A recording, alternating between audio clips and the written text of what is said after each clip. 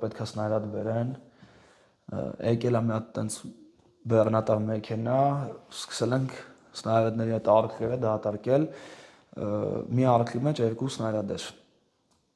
Առանց նայելու ինչ ոնց, մի անգամից սկսել ենք դատարկել, երևի կլիներ մի 20-25 հատ արկղ դատարկել էինք, Ադամսի հետ խսենց զրույցի ժամանակ կարող է մի հատ բացենք նայենք, տենենք մեր իմացած սնայրատներից է թե ռուսական, որովհետև մեր զենքը սերբիական արտադրության էր ու այդ սնայրատի վրա այդ իր բարութները որ կար, հա, այդ որ արդեն ինքն էր այդ պայթող հատվածը հանդիսանում, ձիունալի նման էր։ Մի կողմը բաց էր ու սենց 6 հատ իրար կողք շարած էր, այսինքն եթե ուզենայիր 5-րդ լիցքով կրակեր, քաշում հանում էր միանգամից։ Իսկ ռուսական արտադրությունը սենց գուբկեքի պես էր, դու իրան պետքա ձեռով կապեիր։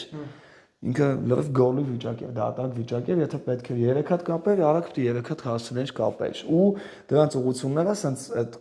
քարկապված հատվածները պետք է հակառակի լինեն, պետք է մի կողմ չնայեն, որ իր գործողությունը, իր էֆեկտը ճիշտ աշխատեր։ Բացեցինք, նայեցինք, տեսանք, որ 120 մմ սնայրատի տեղը մեզ բերել են 82 մմ սնայրատ։ Դե բնականաբար ինչ ախի, վարորդը ասում է, Ես եմ դու։ Չէ, շփոթել ենք, ես եմ եկել ստեղ, այնի վարորդը գնացել է 82-ի մոտ։